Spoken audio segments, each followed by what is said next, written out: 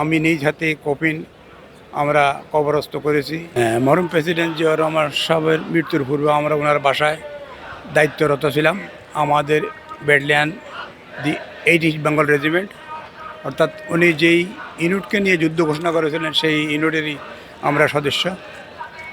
আমরা নিয়মিত দায়িত্ব পালন করতে যাচ্ছি। এমন সময়ে এই দিনেই চট্টগ্রামে নির্মমভাবে তিনি শহীদ হন। শাহাদাত বরণের পরে ওনাকে যখন পরের 2 দিন পরে কফিন ঢাকাতে আনা হলো, হেলিপ্যাড থেকে আমরা এই কফিন বহন করি বাসাতে নিয়ে গেলাম। সেখান থেকে জানাজার জন্য এই সংসদ ভবনের সম্মুখে মানিক মিয়া অ্যাভিনিউতে নিয়ে আসা আমরা 4 জন। আমার ব্যাটালিয়ান অধিনায়ক ছিলেন তখন কর্নেল জয়নাল আবদিন। উনি ব্যাটালিয়ান থেকে 4 জন সুঠামদের অধিকারীকে নিয়োগ দিলেন এই কফিন বহন করার জন্য। তাদের মধ্যে আমি সিনিয়র ওয়ার্ড অফিসার শহীদুল্লাহ এবং Kazi Hasan, senior ward officer Lutfor Rahman এবং হোসেন আলী, আমরা এই 4 জনের কফিন বহন করে মানিক মিয়া অ্যাভিনিউতে নিয়ে এসেছি। জানাজা শেষে সর্বকালের সর্ববৃহৎ জানাজা তখন অনুষ্ঠিত হয়েছিল মানিক মিয়া অ্যাভিনিউতে।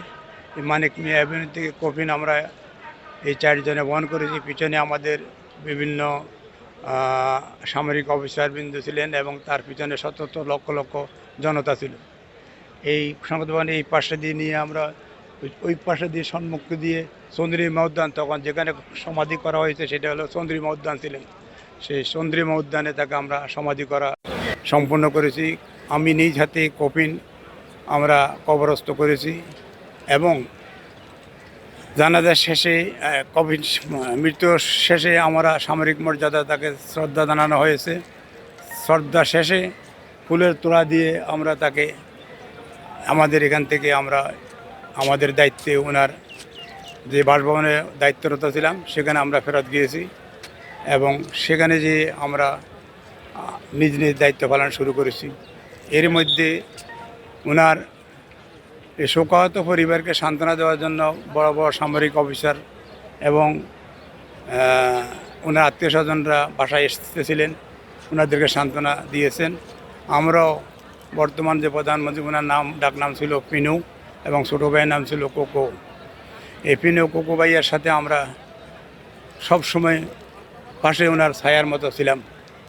পরিশেষে আমরা যখন আমার ব্যাটালিয়ান এখান থেকে অন্যত্র, পরবর্তী সরকার আমাদের ব্যাটালিয়ান থেকে অন্যত্র আমাদেরকে বদলি করে দেওয়া হলো, আমরা তখন অন্যত্র ইউনিটে ডিভিশনের আন্ডার আমরা কুমিল্লা চলে গেলাম। সেটা আমি ভাষায় প্রকাশ করতে পারবো না। এই মানিক মিয়া দিয়ে যখন আমরা এখান থেকে যেতেছিলাম, লক্ষ লক্ষ জনতা মানে গাছের উপরে বসা ছিল। মানে তারা একটা গাছের মাধ্যমে অনেকগুলো লোক বসা ছিল। আমার 2টা কথা মনে পড়ে। একটা মধ্যবয়সী মহিলা অর্ধবস্ত্র অবস্থায় দৌড়ে এসে আমাদের কফিনটা টাচ করার জন্য বললো যে বাবা আমাকে এই কফিনটা টাচ করার জন্য অনুমতি দাও। তারপর আমরা তাকে মানবিক বিবেচনা করে তাকে কফিনটা টাচ করে দিয়েছি। পরবর্তী কিছু দেওয়ার পরে আরেক বৃদ্ধ গাছের থেকে লাফ দিয়ে পড়ে গেল। সেখানে লাফ দিয়ে বলে যে আমি আজ 3 দিন এখানে অবস্থান করতেছি এই বাবার লাশটাকে স্পর্শ করার জন্য। সেই অনুভূতি আমি ভাষায় প্রকাশ করতে পারবো না। যা জনগণের সেই সময়ের যে আবেগ ছিল, আমাদের নিজেদের তো আমরা সামরিক সৈনিক সেই হিসেবে আমরা ওদের সংবরণ করেছি, কিন্তু জনগণ সেটা করতে পারেনি। না, আমি রাজনীতির সাথে যুক্ত হই নাই, কিন্তু আমার অন্তর থেকে এই জিয়া পরিবারের সাথে আমরা ওতপ্রোতভাবে জড়িত। বর্তমানে আমরা তার শুভ জীবনযাপন কামনা করছি এবং তার জিয়ার স্বাচ্ছন্দ্যে আমরা তার আদর্শ এবং জিয়া সাহেবের আদর্শ, ম্যাডাম খালেদা জিয়ার আদর্শ আমরা লালন পালন করার জন্য সবসময় সচেষ্ট থাকবো ইনশাআল্লাহ। আমার নাম senior warrant officer Mohammad Shahidullah. আমার বাড়ি হলো নোয়াখালী সেনবাগ, কাবিলপুর। আমি বর্তমান সরকারের দীর্ঘায়ু কামনা করি বক্তব্য শেষ করছি। আসসালামু আলাইকুম।